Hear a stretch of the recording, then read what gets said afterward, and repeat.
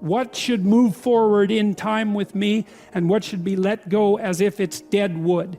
And the more dead wood that you let go of and burn off when you have the opportunity, the less it accretes around you. Here's something interesting about forest fires. You know, people have been trying to prevent forest fires for a long time, especially that damn bear, Smokey, right? He's trying to prevent forest fires.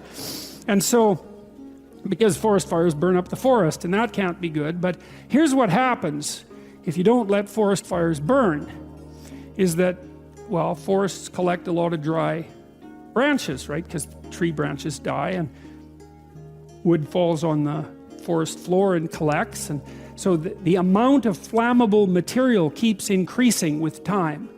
And that's not so bad if it's wet, but if the amount of flammable material is increasing and it gets really dry and then it burns, then you have a real problem. The forest fire can burn so hot that it burns the topsoil right off, in which case you don't have a forest at all anymore, you just have a desert. And lots of trees are evolved to withstand forest fires of a certain intensity, and some won't even release their seeds unless there's been a fire. And so a little bit of fire at the right time can stop everything from burning to the ground. And that's also a really useful insight, a metaphorical insight into the nature of sacrifice, right? It's also a lot easier to let go of something when you're deciding to let go of it, because you've decided yourself that you're done with that. It's a weak part of you. It needs to disappear. You do that yourself, it's much better and much easier than it is if it's taken away from you forcibly, in which case you're very much likely to fight it. There's another interesting thing here, a motif that runs through the entire Bible. It's a very, very powerful motif. And it's partly associated with this idea of walking with or walking before God. And you know, in the New Testament, Christ says something like, thy Father's will be done. And he means that will should be done through him. And so, I won't be able to state this exactly right, but it's something like this. You know, a lot of what people regard as their own personalities and are proud of about their own personalities aren't their own personalities at all. They're useless idiosyncrasies that differentiate them trivially from other people. But they have no value in and of themselves. They're more like quirks. I remember once I was trying to teach a particularly stubborn student about how to write, and she had written a number of essays in university and got universally walloped for them. And the reason for that was she couldn't write really at all. She was really, really bad at writing. And so I was sitting down with her trying to explain to her what she was doing wrong, and she was being very annoying about it, very recalcitrant, very, very unwilling to listen. That was a pearls before swine thing, you know. And so she was proud of her insufficiency. That's arrogance, right? That's not humility. It's self-deception and arrogance. To be proud of your insufficiency, that's a very foolish thing. And that means to cling to the parts of you that are dead. Okay, now, there's this idea that runs through the Bible, I think as a whole, that as you elevate your aim, you create a judge at the same time, right? Because the new ideal, which is an ideal you, even if it's just an ideal position that you might occupy, even if it's still conceptualized in that concrete way, that becomes a judge because it's above you, right? And then you're terrified of it, maybe. That's why you might be afraid when you go start a new job, right? Because this thing is above you and you're terrified of it, and it judges you. And that's useful because the judge that you're creating by formulating the ideal tells you what's useless about yourself, and then you can dispense with it. And you want to keep doing that, and then every time you make a judge that's more elevated, then there's more useless you that has to be dispensed with. And then if you create an ultimate judge, which is what the archetypal imagination of humankind has done, say, with the figure of Christ, because if Christ is nothing else, he is at least the archetypal perfect man and therefore the judge. You have a judge that says, get rid of everything about yourself that isn't perfect. And of course, that's also what God tells Abraham, right? He says to be perfect, to pick an ideal that's high enough, and you can do this. The thing that's interesting about this, I think, is you can do it more or less on your own terms. You have to have some collaboration from other people, but you don't have to pick an external ideal. You can pick an ideal that fulfills the role of ideal for you. You can say, okay, well, if things could be set up for me the way I need them to be, and if I could be who I needed to be, what would that look like? And you can figure that out for yourself, and then instantly you have a judge. And I also think that's part of the reason people don't do it, right? Why don't people look up and move ahead?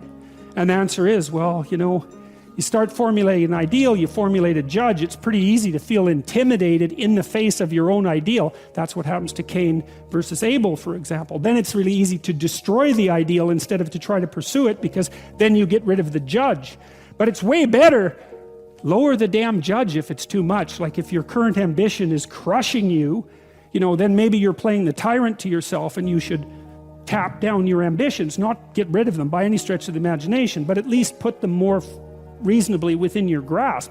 You don't have to leap from point 1 to point 50 in one leap, right? You can do it incrementally. But I really like this idea. I think it's a profound idea, that the process of recapitulating yourself continually is also the process of, it's a phoenix-like process, right? You're shedding all those elements of you that are no longer worthy of the pursuits that you're valuing.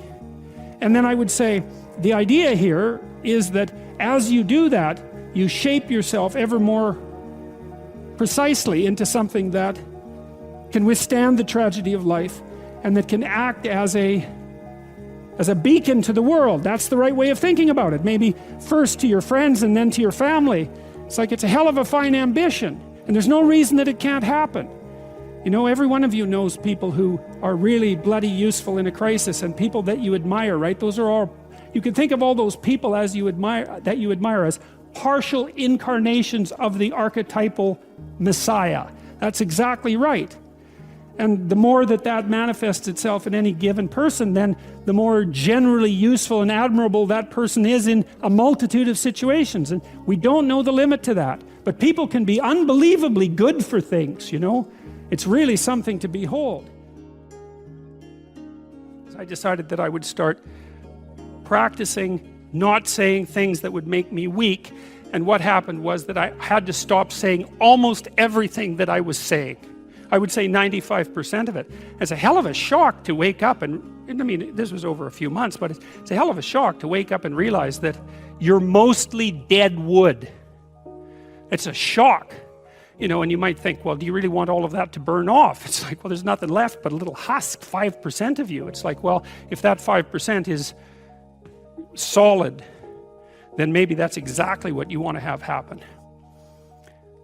Well, so I told you that story as an elaboration of this line. And God saw that the wickedness of man was great in the earth, and that every imagination of the thoughts of his heart was only evil continually. It's a question worth asking. Just exactly what are your motives? Well, you know, maybe they're purer than mine were, and it's certainly possible. I don't think that I'm naturally a particularly good person. I think I have to work at it very, very hard. And I don't necessarily think that everyone is like that. But some people are worse than that. And everyone's like that to some degree. So it's worth thinking about. Just how much trouble are you trying to cause? You know, and the other thing you might think about is that if you're not doing something important with your life, by your own definition, because that's the game that we're playing, you get to define the terms, at least initially. Maybe you're prone to cause trouble just because you don't have anything better to do. Because at least trouble is more interesting than boring. You know, that's something you learn if you read Dostoevsky. Dostoevsky knew that extraordinarily well. And so if you're not doing something, if you're not pushing yourself to the limits of your capacity, then you have plenty of leftover, what would you say, willpower, energy, and resources to devote to causing interesting trouble. And so, also I would say this is also an archetypal scenario. God saw that the wickedness of man was great in the earth, and that every imagination of the thoughts of his heart was only evil continually. That's something to meditate on. And it's not self-destructive, because what it is an attempt to, it's like the diagnosis of an illness. It's like if that does happen to be the case for you, or to some degree, maybe it's only 10% of you or something, or maybe it's 90%, well then coming to terms with that is excellent, because then maybe you can stop doing it. And what would be the downside to that?